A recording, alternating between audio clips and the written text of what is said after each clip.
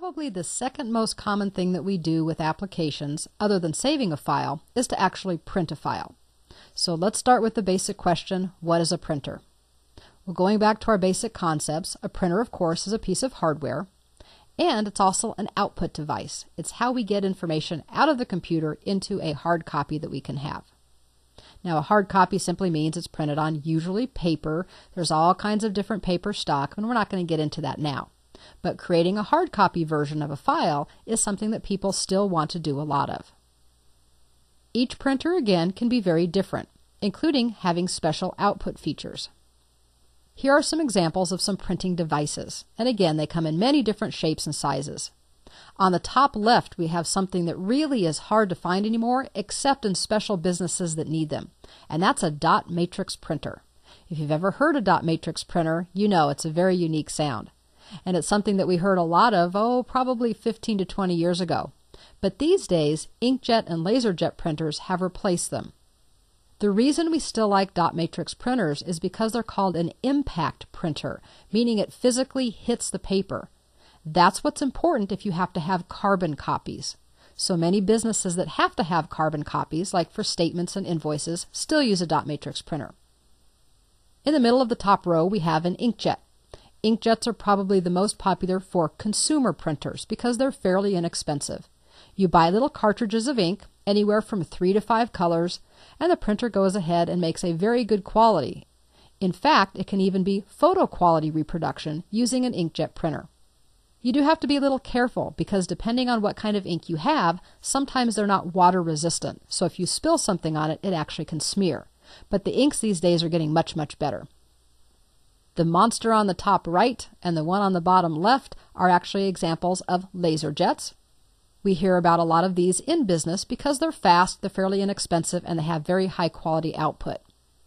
Laser printers can be either monochrome or black and white or color.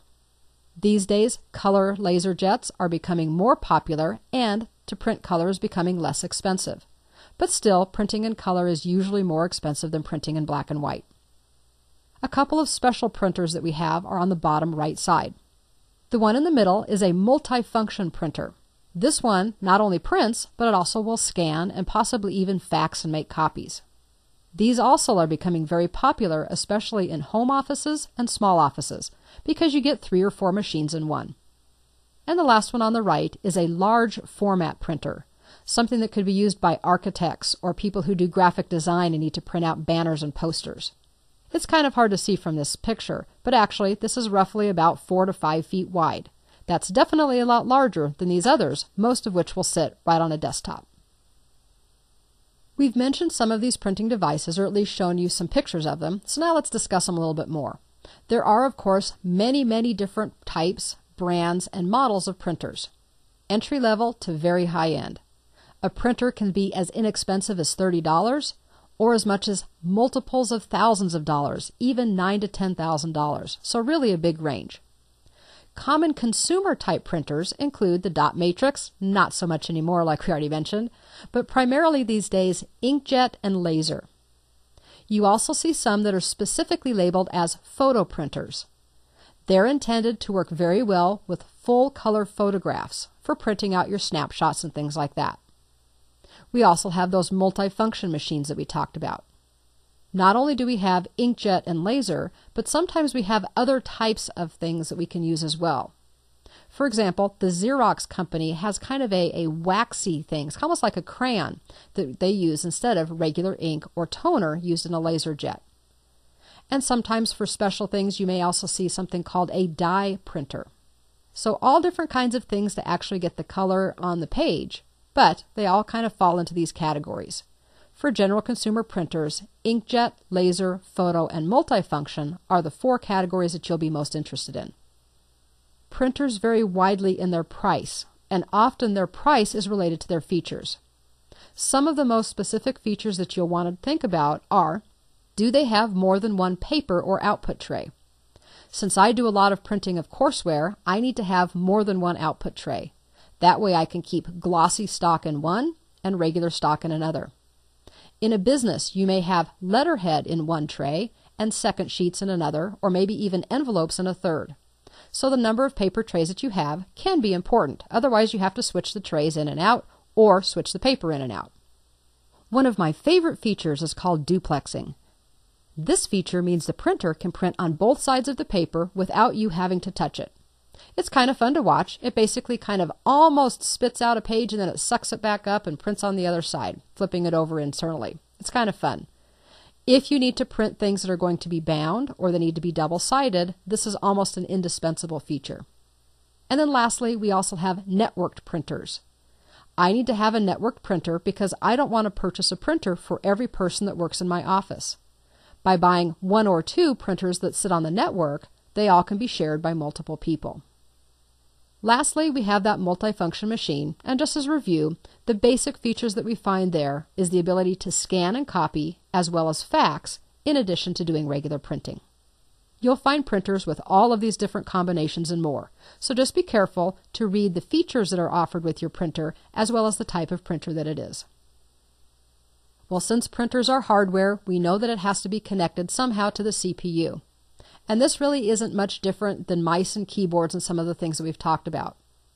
You can have wired printers that are going to be wired either to the printer port or to the USB port. We can also have wireless, which includes Bluetooth, that's going to have some type of receiver, usually attached to a USB port, but again, Bluetooth printers may have some of that embedded into the CPU, like it does in a laptop. When it comes to network printers, we actually have a couple of options.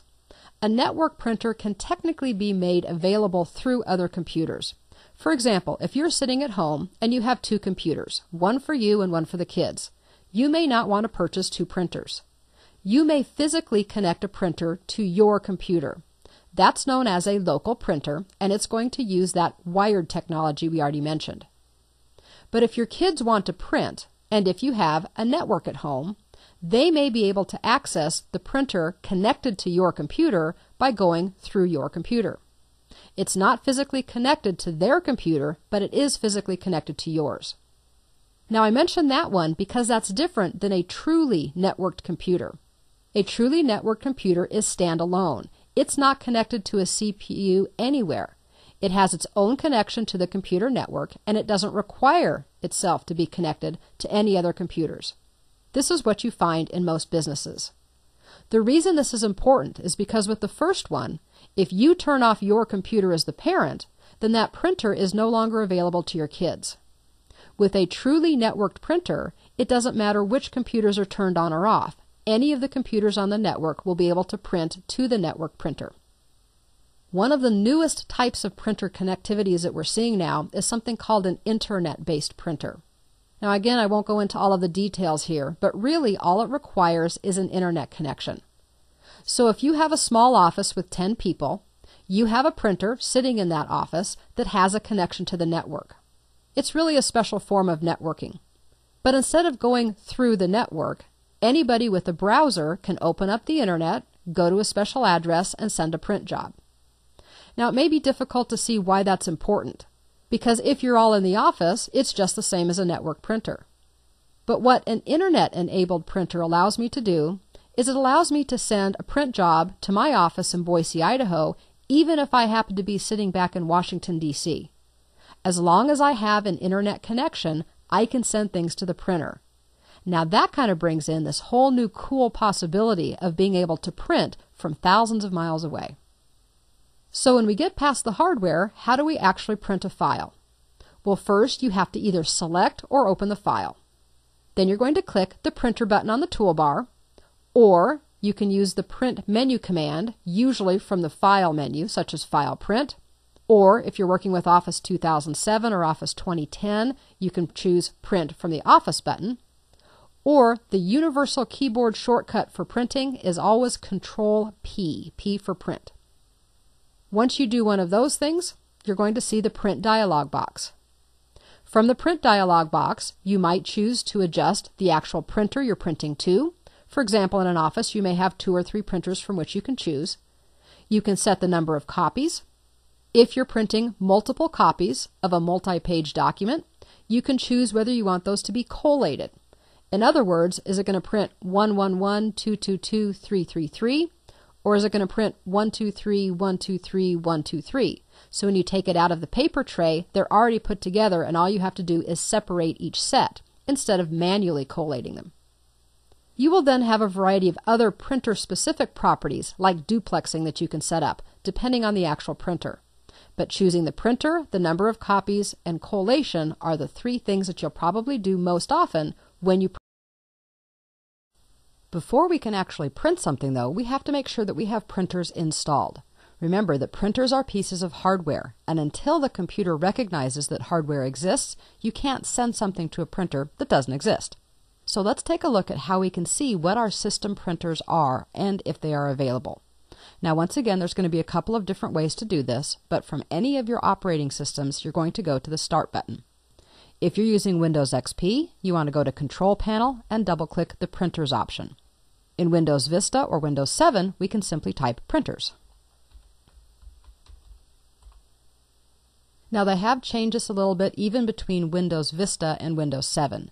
In Windows 7, they have a new window called Devices and Printers that combines both printers with other pieces of hardware. In Windows XP and in Windows Vista, you will simply have a Printers window that only shows you printers. I'm going to go ahead and press Enter to show my Devices and Printers window. And that allows us to very easily see all of the hardware that's connected to this particular computer. At the top, we can see that there are certain devices. Now, we're not worried about external devices, but they do include things like external hard drives, USB disks, and even my monitor. Instead, we want to come down to the section that says Printers and Faxes, and it nicely tells us that currently there are 4 installed to this computer. One thing I want to mention is that having a printer installed does not necessarily mean it's physically connected to your computer. For example, I can have a fax machine that I use at home, and I also may have another printer called HP Color LaserJet that are part of my home office. And then when I go to my regular office, that's where I may have these other printers, including an HP Color LaserJet 2800 Series PS.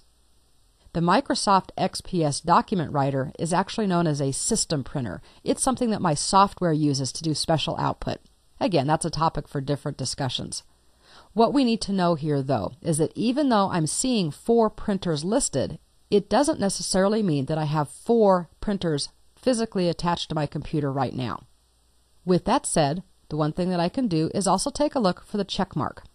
The check mark tells me which one of these printers is set as the default. The default printer means that when I click on the print option using any variety of methods, then this is going to be the one that it chooses first.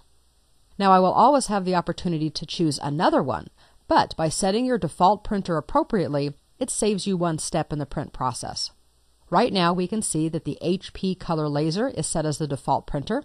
If I wanted to change that, I could simply right-click on any one of my other printers and choose Set as Default Printer. You can see that it may take just a few seconds, but then the check mark is applied to that printer instead. I'm going to put that back, just so you can see it again, to my HP Color LaserJet by right-clicking and choosing Set as Default. The default printer is probably one of the most important settings once you have a printer installed, but there are also other settings, and to get to those, I'm going to double-click the printer. In Windows 7, this opens up a window that actually gives me a lot of different options as well as some information. In prior versions of Windows, you'll probably just see a simple window that we'll get to in just a second. In Windows 7, I actually can see a lot of really useful information here. At the top of the screen, it actually gives me the name of the printer, HP Color Laser. It tells me what the type of printer is. Now, the reason for that is when you install the printer, you can create a short name, which is HP Color LaserJet. The actual name of the printer and the driver or the software that makes it work is HP Color LaserJet 2605, 2605DN, 2605DTN PS. That definitely is too long, which is why you're allowed to create an alias or a second name for it. Below the physical printer description, I can also see that currently there are 0 documents in the queue, meaning there's nothing waiting to be printed, that the printer is ready to use, and that it's currently set for letter-size paper in a portrait orientation. Now, all of those things are the defaults, and that's what I want to work with. So the next thing I'm going to do is double-click on Adjust Print Options. This will adjust the default for the printer. Depending on which printer you're looking at, this box will look very different because all of your printers have different options from different manufacturers. I'm not going to talk about all of these features. That's something that you can take a look at or go through your user guide. But a couple of things that we want to take a look at include the size of the paper. By default, I work on letter size or 8.5 by 11 paper. If I worked in a legal firm, or if I worked for maybe an engineering company that used larger paper, I could choose all kinds of different paper sizes that would become the default. I'm going to leave this as letter. I also could choose which tray, if I have multiple paper trays on my printer, that I want it to come from. So I could say I always want it to come from the manual feed, or from tray 1, tray 2, tray 3, and so forth. Remember, here we're only setting the defaults, and I actually can override all of this with each individual print job that I send. The other option that I really like in this particular printer is on the Finishing tab. If I click Finishing at the top, this is where I can choose to make the default be duplex printing. In other words, by default, print on both sides of the page. As you look through this particular screen, you'll see that there are certain options, but duplexing is not one of them. Here's a little hint for you. First of all, not all printers offer duplexing, but even if they do, sometimes the duplexing needs to be turned on in a different place before it becomes available in the Printing Preferences dialog. So remember that you always have the option to set your defaults. And I'm going to go ahead and cancel out so that we don't save any of these. In Windows 7, we can get to the defaults by double-clicking the printer and then double-clicking Adjust Printer Options. We also can go up and customize things like the name of the printer. So if I don't like HP Color Laser, I can adjust that. I can also set security and other properties. For now, what I want to show you, though, is a second window. And in Windows 7, we get to that by double-clicking See What's Printing. For Windows Vista and Windows XP, this is the window that you'll see when you initially double-click the printer from the printer's window. This actually isn't very interesting at the moment, but this is called the print queue. When you have multiple print jobs waiting to go to the printer, they will all be listed here. And you can see what the name of the document is, what its current status is, for example, it's printing or maybe it needs a different size of paper, who sent it to the printer, how many pages, and the size. This is really nice in an office because if you're waiting for a print job to come out and you keep walking over to the printer and yours isn't there, you can open the print queue and go, aha, that's because Susan has just sent a 59,000 page document and it's going to take 40 minutes for that to print. What I wanted to show you here, though, is not only that ultimately you'll be able to see print jobs, but also that there are a couple of menus. One about individual documents if they were in the queue, and the second about the printer as a whole. If I click the printer menu, I can change the default here, but I can also work with some different options, such as pausing the printer or canceling all of the documents that are currently in the queue. So if I had an issue, for example, if I needed to change toner or maybe I needed to add paper, I might want to simply pause the printing jobs. If I wanted to get rid of all of them, maybe I sent a bunch of stuff and then realized that I shouldn't have sent them and I don't want to print them, I can cancel those. We'll actually take a look at that in just a second. For now, I'm going to click Pause Printing. Now you'll notice in the title bar that it tells me the HP Color LaserJet printer is paused. Just want you to keep that in mind for a few minutes. And I'm going to go ahead and simply minimize this window. I'm not going to close it. I'm just going to minimize it down to the taskbar. Then I'm going to go back to my Devices and Printers window. And I'm going to do that by using the Back button on the top left of my window. Windows Vista users will also have the Back button. Windows XP users will need to use the Up button, the up one level. There we go. And now we're back to looking at our printers. The reason I brought you back here is because we don't always have a printer installed, so I wanted to show you how to install a printer. Regardless of the operating system version you have, somewhere on this window you will see an option to add a printer. Mine happens to be on the top left corner. I'll go ahead and give that a click. The first thing it needs to know is if you're trying to add a local printer, one that is physically connected to your computer, or a network, wireless, or Bluetooth printer, something that is not physically connected to your printer. I'm going to go ahead and choose Adding a Local Printer. If this is a local printer, the next thing it needs to know is how is it connected to your computer? Is it using a printer port? And you'll see from this drop down that we have many options. We could have multiple printer ports. We could have something called serial ports. We could have what's known as print to file, which is an electronic thing we're not going to talk about. We also could have some things using the network. A variety could be available. I'm simply going to stay with the good old-fashioned printer port on the back of the computer. There are ways to create a new port, but that's beyond the scope of this class. So we'll select our printer port and then click Next at the bottom right. The next step is to install the printer driver. Now remember that a printer is a piece of hardware. We're also connecting it to our CPU, which is another piece of hardware. But if you remember, we had a discussion about different languages. And even though both of these are pieces of computer equipment, and ultimately they're going to speak a similar language, getting down to that binary stuff, the fact of the matter is that the CPU, the motherboard, the processor, and the printer may speak different versions of the same language, which means they're not completely understood. We need to have kind of a mini translator in the middle, and that's what a driver does. A driver is a little piece of software that tells the hardware, in this case my computer, how to communicate with the printer. It tells it things like what features does it have and what language is it speaking. This actually is a fairly simple process. You start by choosing the manufacturer of your printer from the left-hand side. You will see as you scroll down that most of the big ones are here.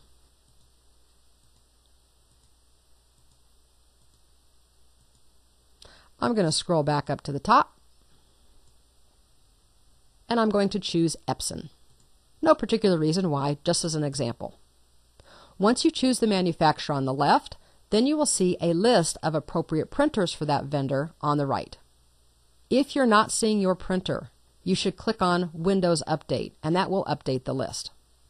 I'm going to scroll down here and show you that there are several different types of Epson printers.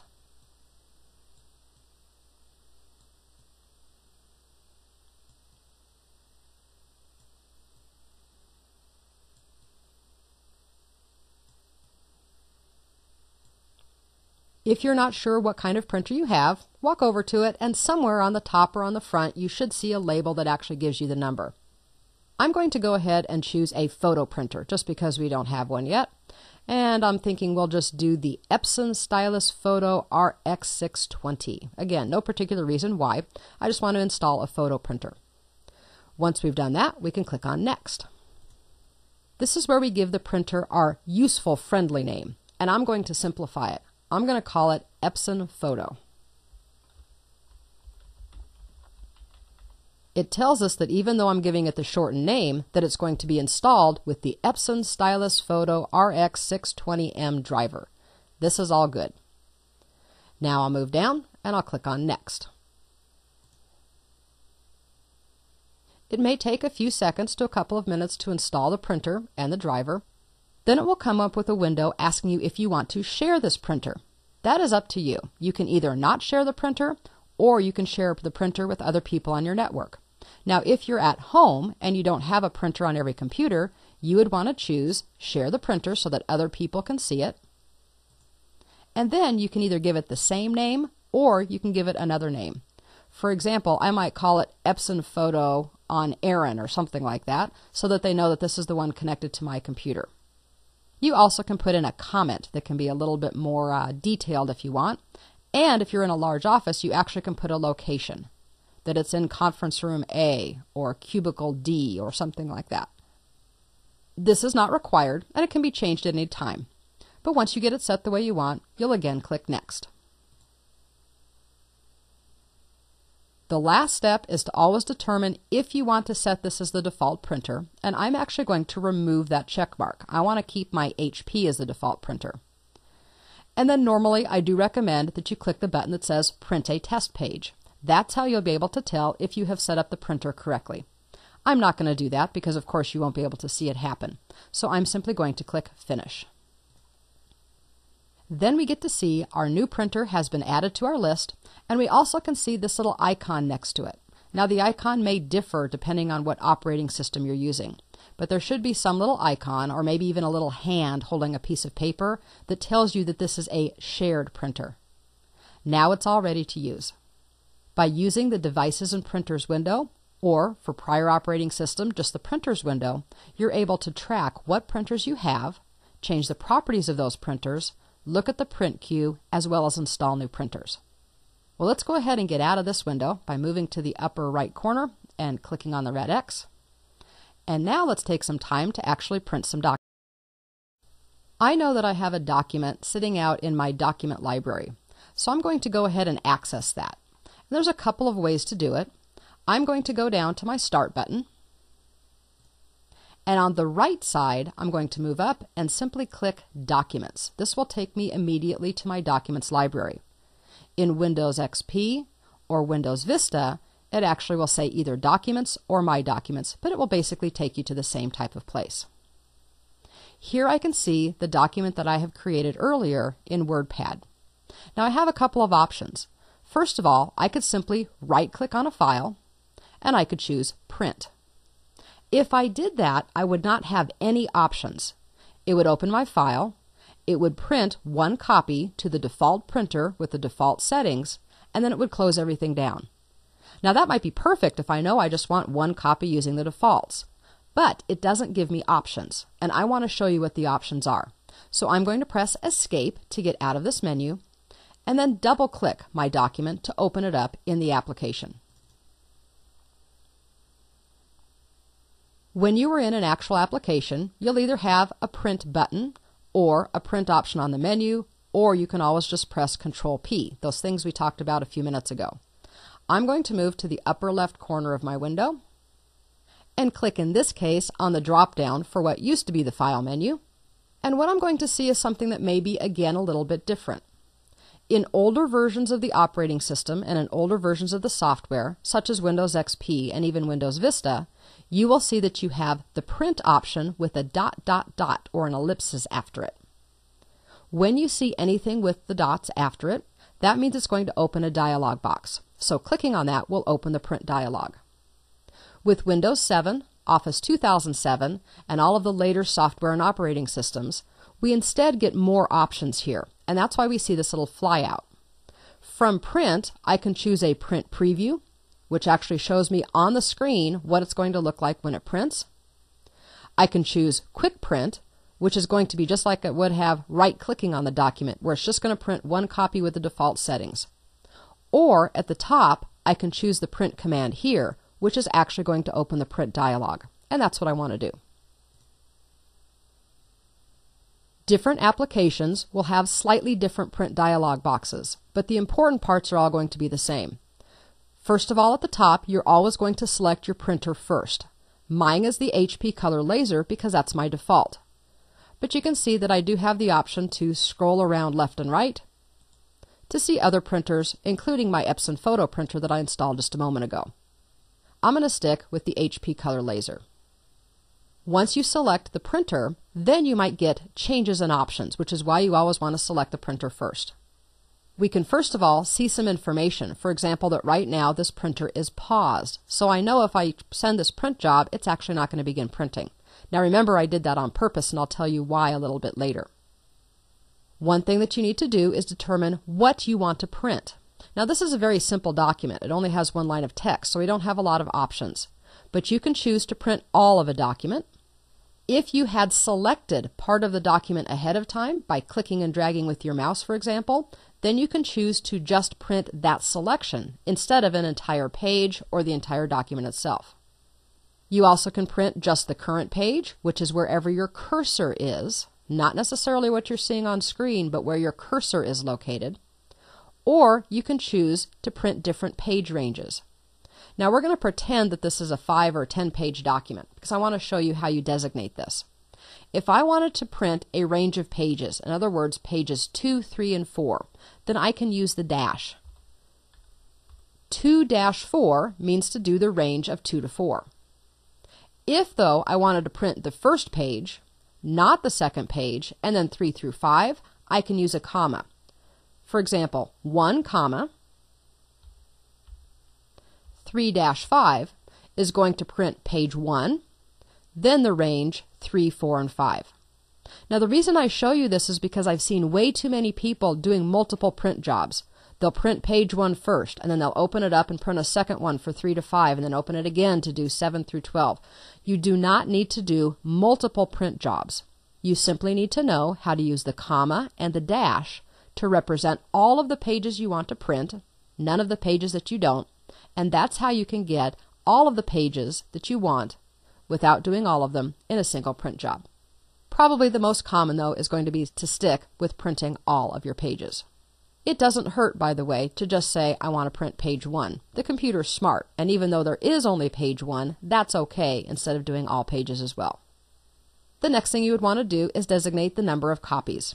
I'm going to pretend that I need to share this with 2 other people, so I'm going to print 3 copies. This is called a spinner box, and a spinner box can be used by either clicking the up and the down arrows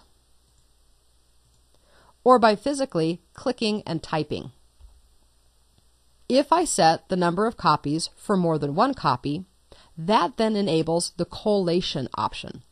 To collate is what we were talking about earlier, which is, do I want it to print all of page 1, 3 copies, and then all of page 2, or do I want it to print it in sets? It helps that it gives you a little preview. Notice when I remove the check mark, it says it's going to print 112233. That is not collated. If I put the check mark on, then it's going to print 123, 123, 123. It's not always true, but generally speaking, I think more often than not, you do want to have collation. Selecting the printer, what you want to print, the number of copies, and whether to use collation are the most common things that you'll do as part of a print job. If you need to go back and work with the properties of the printer, remember we said we wanted to use letter paper and we wanted to use the default tray and we didn't turn on duplexing? Every print dialog box has some kind of preferences button, and that will open up the same window that we saw before. So I could change those settings for this print job only. That's the difference. The first time I did it was the default for the printer as a whole. This would be changing it for this print job only. When everything's all set the way you want, all you have to do is click Print, which I'll go ahead and do now. You may have seen for just a second a little box that came up and said Printing, page 1, page 2, page 3. That's just telling you that it's processing the print job and that has now been sent to the printer. At this point, I can go ahead and close WordPad. I still have my document library open up in the background, which is I want to show you how to print a special kind of print job, and that relates to working with photos. On the left side of my screen, I have a folder for pictures. In Windows XP and Windows Vista, you should also have these. If you need to go back to My Computer, you might find your pictures there instead. I'm going to simply give the picture library a click, and I can see that there is a sample pictures folder, which I am going to double click on. And it doesn't matter which one I select, but I'm simply going to click on one of these pictures. The difference between printing a document and printing pictures is documents are usually a set size. For example, I want it to print on 8.5 by 11 paper. Photos, though, are different. Photos we usually want to print at a specific size. For example, we have 4 by 6 prints, or 5 by 7s, or 8 by 10s. And we may even have special paper stock to print on those particular sizes. That's what makes them a little bit tricky. And in the old days, we had to physically open this up in some kind of a page layout program, resize it to actually make it a 5 by 7 or an 8 by 10, and then print it out from there. Fortunately, the later Windows operating systems have a very special print feature, specifically for pictures. When I select a picture, you may have noticed that near the top of this window, I now have a print button. I'm going to go ahead and click that. Unlike a typical print dialog box, Windows knows that I'm trying to print a picture. I can select my printer. Now, my HP Color Laser is okay for printing pictures, but remember, I actually installed a photo printer, so I'm going to select Epson Photo. I want you to watch what happens. The options change over here to the right. Based on the printer I have selected, I now can go to paper size, and instead of just letter, I can see actual picture sizes, 4 by 6, 8 by 10, and more. If I choose my HP again, just to show you how this works, you will see that it doesn't show me nice photo sizes because this is not a photo printer. This is just a regular printer, so it knows things like letter and legal and statement. That's one of the reasons having a formal photo printer will help you when you're printing pictures. No more guesswork. I don't have to get creative and do a lot of my own settings. So I'm going to use the Epson photo printer, and I'm going to print a 4x6 page. It's not text, so I want to make sure that it is a photo quality. And if I'm using special photo paper, I can actually tell it that. I can say that I'm using premium glossy photo paper. All of this has to do with how the printer is going to apply, in this case, the ink, and the quality at which it's going to do it. Now, because I have specifically selected 4x6, my only option on the right is to do a full page photo. At the bottom of the screen, you'll see that I can choose how many copies of the picture I want. And I'm going to say 3, but because this is printing on exactly the right size paper, we don't see anything change. Just because I want to show you what the different options are, I'm going to go ahead and move this back to the Color Laser. The Color Laser is an office printer, so it doesn't use 4x6 paper, it uses letter paper. I can still do best quality, I can still set a paper type, but notice with a regular office printer, my options on the right have changed. Since I'm not able to say I want a 4x6, I need to print it on an 8.5 by 11 piece of paper, Windows is saying, well, okay, if you're printing on an 8.5 by 11 piece of paper, we can fit 2 4x6 photos on that page, or 2 5x7s. Or as we continue to scroll down, we can do an 8x10, we can do 4 3x5s, or we can even do 9 wallet size. You'll notice as I click on these different options that my preview changes. Because I've chosen to print 3 copies, but because I can fit 4 3.5 by 5 copies on one 8.5 by 11 piece of letter paper, it shows that there's a blank space in the upper right. This really gives me a lot of flexibility. So I could put in some photo paper into my regular Color Laser, and if I had maybe a picture of my son or my family, I could actually print out my own wallet size prints simply by using the Windows operating system. I don't need any special software. I don't need to send it out to a photo lab or take it to one of those 1-hour developing centers. And I can print as many copies as I want. I think that's pretty cool. Because I do an awful lot of digital photography and I've done an awful lot of photo printing, this is probably one of the greatest features that I saw they added in the last few versions. I once again am going to go ahead and send this to print. Because they are photos, just know that the progress bar that displays while it's processing the print job and sending it to the printer might take a little bit of time, depending on the size of the original file, the size of the prints, and how many copies of each. It, once again, though, is simply going to our printer queue. So I'm going to go ahead and close this out now, and I want to show you that queue. If you go down to your taskbar, to the system tray, you may see a picture of a printer that's shown there. Remember, though, that I also minimized my print queue, so I'm simply going to bring this back up. At this point, I get to see the same thing I would have seen if I saw the printer icon in my system tray and double-clicked on it. This is my print queue, and it's telling me that I currently have 2 different documents that are waiting. They were both sent by the administrator. They're both only 1 page. I can see that my text document is very, very tiny compared to my pictures. My text document is 3.48 kilobytes. My pictures are 18 megabytes. That's significantly different. If I scroll to the right, I also can see the date and time it was submitted, some other information. At this point, if I did not want to print my document, I can select it and go to the document menu, and I can say either pause it or restart it or go ahead and cancel. And it'll come up and say, are you sure you want to cancel the document? I can say yes. And that's how you can stop a print job, even after you've sent it to the printer. If I were to go back to the printer menu, and I were to go ahead and unpause the printing, then the print queue would pick back up, and in this case it would start printing my photos. Or if I wanted to cancel everything, I could say cancel all documents. Are you sure you want to cancel all of them? I could say yes. And you'll see that it completely clears out the print queue. When I'm finished viewing this, I can simply close it. And remember, I can always get that window back by double-clicking the little printer icon in the system tray, or by going back to my Start menu and either accessing printers from the control panel or by typing in printers and using the Printers and Devices window. Well, there you go. Now you have a really good understanding of how to print using Windows. How to set up a new printer, how to set the properties and set the default printer, how to look at the print queue, and several different ways that you can send print jobs. Now you're all ready to get hard copy output from all of the files that you may be managing using your PC.